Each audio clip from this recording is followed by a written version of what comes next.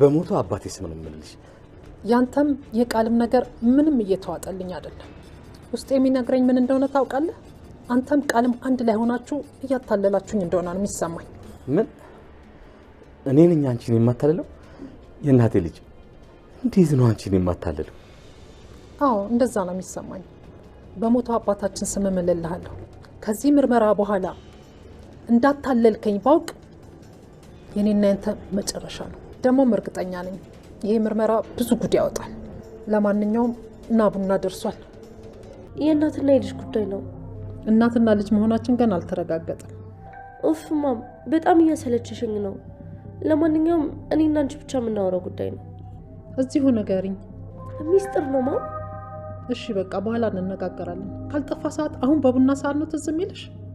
ሂጂ እንጂ እቴ፣ ቡናው የት ሄድብሻል? ስትመጪ ታገኘዋለሽ። አሁን እናቴ በጣም አስቸኳይ ነው።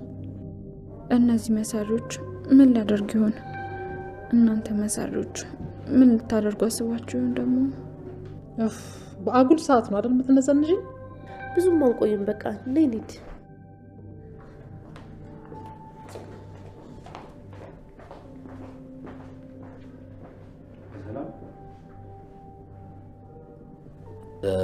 ብሌን አንዴ ተወጪልን።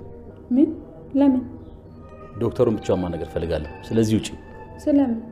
ምን አገባሽ አንቺ? ዝም ብለሽ ታዘሽውን አታርጊ። ውጪ። እሺ።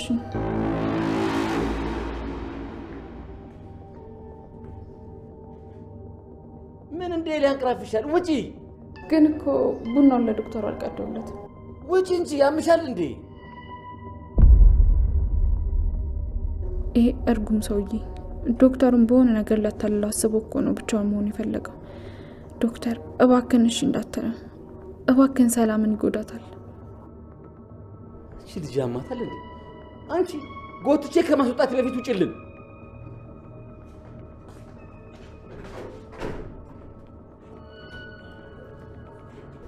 እሺ ዶክተር። ሰላም ሰላም፣ ወደ ቻናሌ ቤተሰቦች እንዴት ናችሁልኝ? የአደራ ድራማ ተከታታዮች እንዴት ናችሁ? እንኳን ወደ ቻናሌ በሰላም መጣችሁልኝ። አደራ ድራማ ክፍል 44። በአደራ ድራማ እንግዲህ በክፍል 44 ላይ ቃልና አቶ በኃይሉ ሰላምን ለመሸወድ እየሞከሩ ይገኛሉ። ቃል እንግዲህ በአቶ በኃይሉ ትዕዛዝ መሰረት ሰላምን ወደ ጓዳ ይዛት እንድትሄድና በገንዘብ ደግሞ ዶክተሩን እንዲደልለው ተነጋግረው ነበረ። ይህን ነገር እንግዲህ ሊያደርጉ የተገደዱት በመጀመሪያ አቶ በኃይሉ እራሱ ያዘጋጀው ዶክተር ነበረ፣ እንግዲህ ምርመራው እንዲደረግ ማለት ነው። ሰላም ግን ወንድሟን አሁን ላይ ማመን አልቻለችም። በብዙ ነገሮች ወንድሟን መጠርጠር ስለጀመረች በባለፈው ጊዜ እንግዲህ ሳሚ የነገራት ነገር አእምሮዋ ላይ ስለቀረ ወንድሟን ማመን አልቻለችም። እስከ ዛሬ ድረስ እንደፈለገው ነበር የሚያሽከረክራት። የሚፈልገውን ነገር ሁሉ ታደርግ ነበረ። ወንድሜ ትክክል ነው ብላ ስለምታስብ ሁሉን ነገር አንተ አድርግልኝ ብላ እሱ እንዲያከናውንላት ነበረ የምትፈልገው። ሁሉ ነገር ነበር የምታዋየው። ነገር ግን ከጀርባ እየወጋት እንደሆነና የእሷ የሆነን ነገር ሁሉ እየወሰደባት እንደሆነ ከሰማችው ወሬ በኋላ ወንድሟን ማመን አልቻለችም። በዛ የተነሳ እንግዲህ እሷ የልቧን በልቧ ይዛ፣ ነገር ግን ምርመራ እንደምትፈልግ በግልጽ ነበር የነገረቻቸው። መጀመሪያም ወንድሜን ስላመንኩ ወንድሜ ነህ አትከዳኝም ብዬ ነው እንጂ መጀመሪያ ነበር ምርመራ ማድረግ የነበረብኝ። ከመጀመሪያውም ቃል ልጄ አልመሰለችኝም ነበር ብላለች፣ በግልጽ ማለት ነው። ነገር ግን አንተን ስለማምን ነው እንጂ ሲጀመርም ቃል ወደ ቤቷ ከመጣች ጀምሮ የልጅነት ስሜት ተሰምቷት ወይም ደግሞ የእናትነት ምንድነው የወለደቻት ልጇ አይነት ስሜት ከሷ ይልቅ ለብሌን ነበር በተደጋጋሚ የሚሰማት። ይህንን ስሜትም ደግሞ ለብሌን ነግራታለች። ከቃል ይልቅ ልጅ የምትመስኝ አንቺ ነሽ። ልጅ እያለች 7 ዓመት እያለች ትቻት ስደት ሲሄድ ያኔ የነበረችው ብሌን ልክ እንዳንቺ ናት እና አንቺን ሳይሽ እሷ ናት እዚህ የምትለኝ።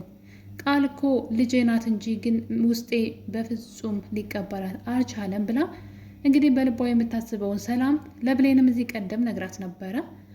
እናም እንግዲህ ይሄ ነገር በውስጧ እያለ ግን ልጄ ናት ብላ ደግሞ አምና ተቀብላለች። ምክንያቱም ወንድሟ ነው ልጅሽ ናት ያላት። በነገራችን ላይ ሰላም ራሱ ማስተዋል ስላልቻለች ነው እንጂ ልጇ 7 ዓመት እያለች ነው ትታት ሄደችው። አድጋ ምን አይነት ልጅ ልትመስል እንደምትችል በትንሹም ቢሆን ይታወቃል። እንደው መልኳ ሁሉ ጥፍት አይልም። በዛ ላይ ልብ ስላላለቻት ነው እንጂ ብሌን እሷን ነው የምትመስለው። ውስጣቸው ቢፈላለግም ግን መልኳን ልታያት አልቻለችም። ልብ ብላ ልታይ አልቻለችም። እና ሰላም ልብ ባለማለቷና ወንድሟን በማመኗ እንግዲህ እስከ ዛሬ ድረስ ስትሸወድ በጣም ብዙ ነገር ቆይታለች። አሁን ግን ከተኛችበት ነቅታለች። በዛም እንግዲህ የተነሳ እንደ እስከ ዛሬው እሱ እንደፈለገው ማድረግ የሚችል የመሰለው በኃይሉ አሁን ላይ ማጣፊያው አጥሮታል። ምክንያቱም ሰላም የራሷን ስራ እየሰራች ነው።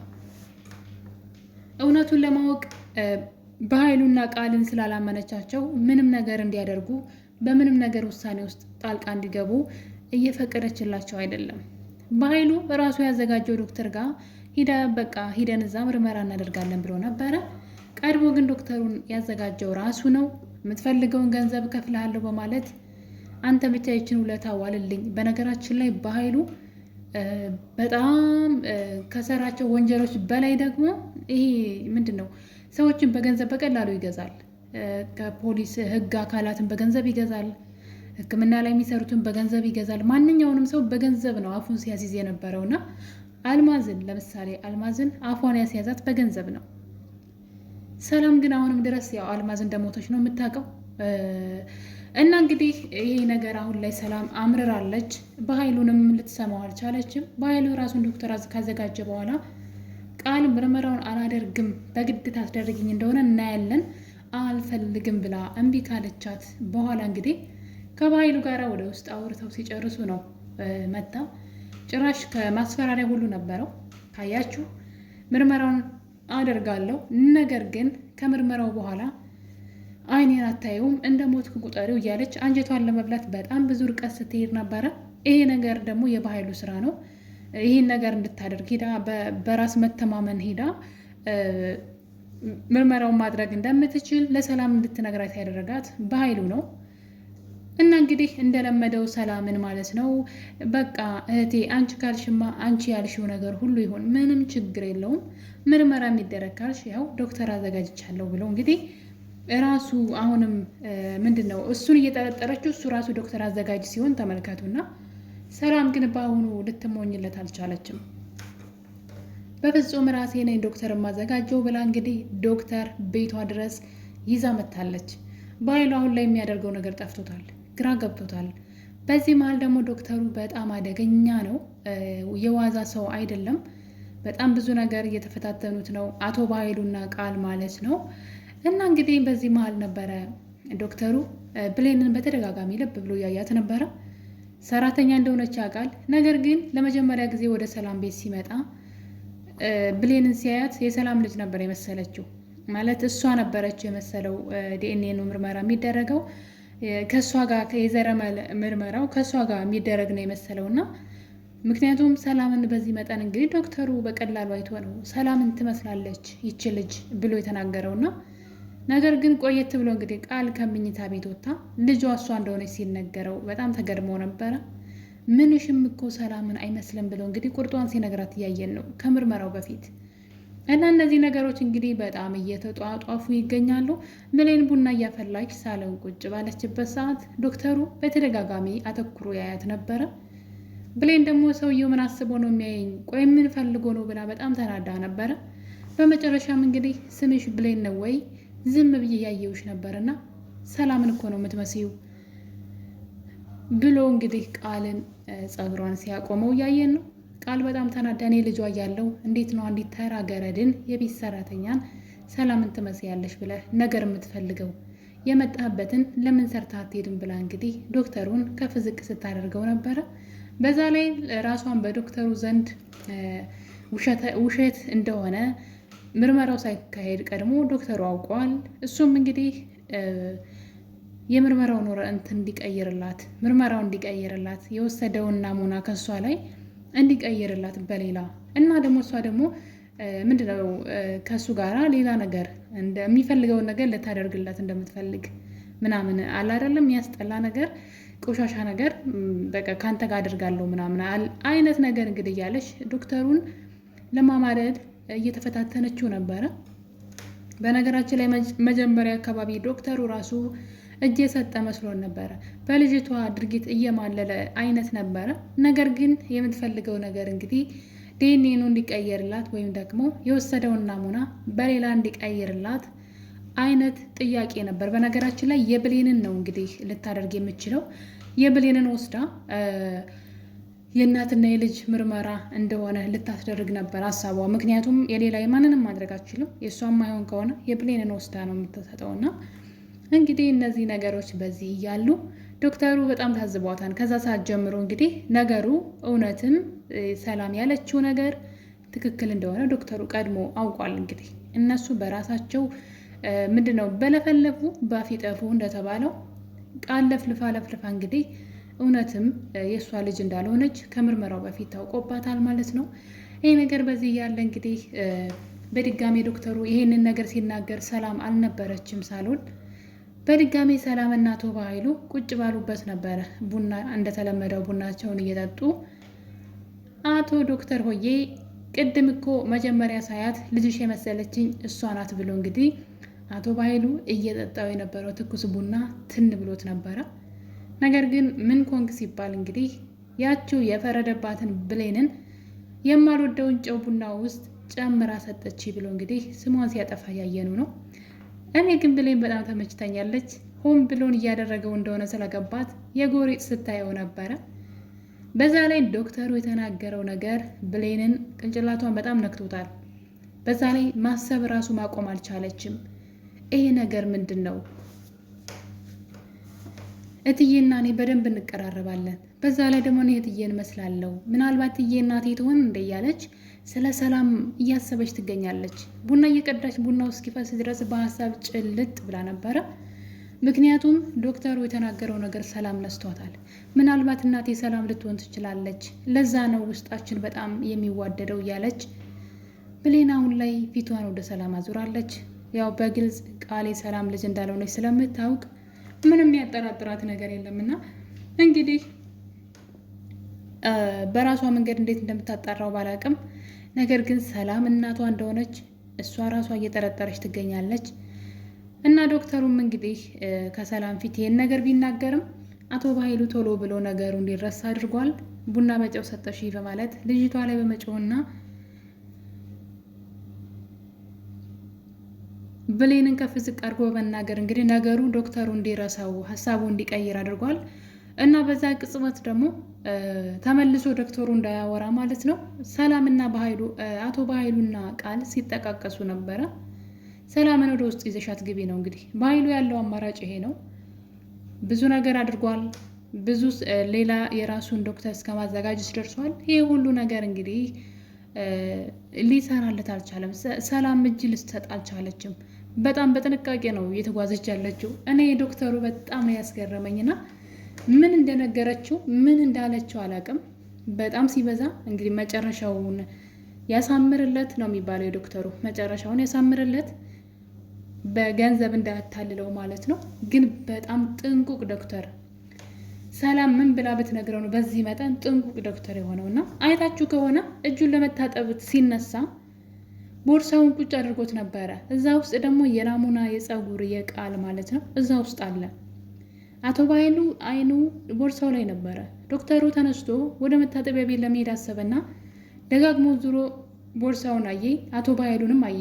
የሰውየው አይኑ ቦርሳው ላይ ነበረ። አቶ በኃይሉ በጣም ይቅበዘበዝ ነበረ እና ዶክተሩ ከአንዴም ሁለቴ ተራምዶ ነበር ሊወጣ። ነገር ግን ወደኋላ መለስ ብሎ ቦርሳውን ይዞ መታጠቢያ ቤት ነው ሄደው። በጣም ነው የሚገርመው። በዚህ መጠን እንግዲህ የገዛ ወንድሟ ነው እዛ ጋ ያለው ብሎ ሳይዘናጋ በጥንቃቄ ስራውን እየሰራ ነው። እና ይህ ደግሞ እንግዲህ ልፋቱ እንደ ፍሬ እንደሚያፈራለት ተስፋ አደርጋለሁ። በኃይሉ ሀሳቡ እንደማያስቀይረው ማለት ነው።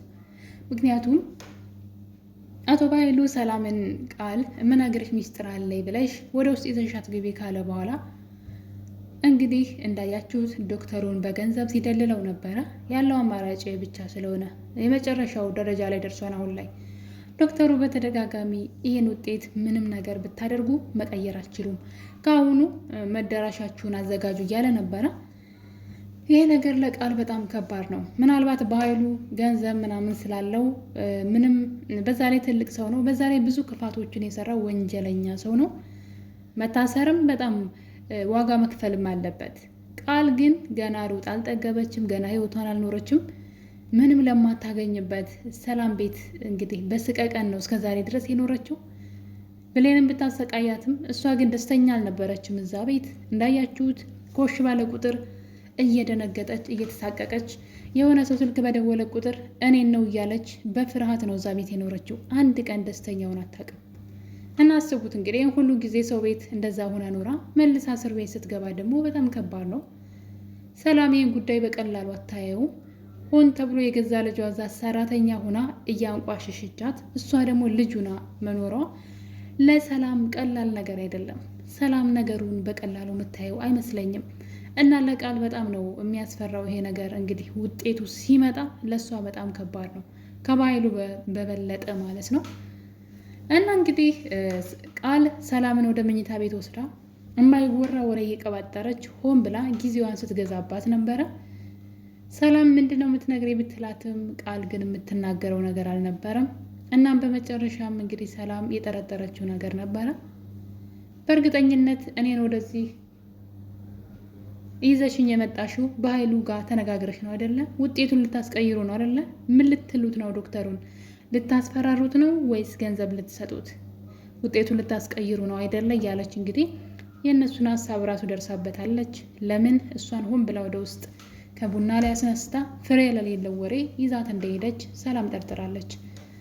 መቼም ቢሆን አይሳካላችሁም። ዶክተሩን ለማታለል ልትሞክሩ ነው ወይ? ለዛ ነው ወይ በኃይሉ ብቻውን ዶክተሩ ጋር የሆነው በማለት ወደ ሳሎን ልትሄድ ስትል ቃል እንግዲህ ይሄን ነገር ዶክተሩን እዛ ከባኃይሉ ጋር መቆየት ስላለበት የምታወራው ነገር ስታጣ የአቶ ባይሉ ሚስጥር አውጥታለች። እሱም እንግዲህ በኃይሉን የወጋው ዳግም ነው በማለት ለሰላም ሌላ የቤት ስራ ሰጥታታለች። በእርግጠኝነት ሰላም ይሄን ነገር ምንም ሳትጨርስ ሌላ ነገር የምታስብ አይመስለኝም። በአሁኑ በጣም አምራለች። ቃል ግን ሀሳቧን ለመስረቅ ብላ ዳግም አቶ ባይሉ እንደወጋው ብትነግራትም ዶክተሩ ደግሞ አቶ ባይሉ የሰጠውን በጣም ጠቀም ያለ ገንዘብ ምን እንዳደርግበት ፈልገ ነው ብሎ ጠይቆት ነበር። ባይሉ የሁሉ ገንዘብ እየሰጠው ለምን እንደሆነ አይገባህም አለው። እንዴት ይገባኛል ምንድን ነው ሲለው እንግዲህ ለዚህ ጉዳይ እንደሆነ ስለገባው እንደማይፈልግ ነግሮት ትቶት ቢሄድም በኃይሉ ግን ሲዝት ነበረ እና በጣም ነው የሚያስፈራው። ዶክተሩ በኃይሉ ሊጎዳው ይችላል ብዬ አስባለሁኝ። ይሄ ምርመራ ግን መደናቀፍ የለበትም፣ እውነቱ መውጣት አለበት። ከዚህ በላይ መንዛዛት አለበት ብዬ አላስብም። የብሌንና የሰላም ስቃይ ምን ሊያበቃ ይገባል። እናትና ልጅ መገናኘት አለባቸው። አደራ ክፍል 44 እንግዲህ በጣም ደስ በሚል ሁኔታ የብሌን እውነት ወይም ደግሞ የሰላም እውነት የሚወጣበት ጊዜ እየደረሰ ይመስለኛል። እውነት እንግዲህ ምንድነው እውነት ብትዘገይም የሚቀድማት የለም ይባላል እና የጊዜ ጉዳይ ነው እንጂ ሁሉም ነገር ጊዜውን ጠብቆ መውጣቱ አይቀርም። ውድ ቤተሰቦቼ የዛሬን አበቃን። ባይ ባይ።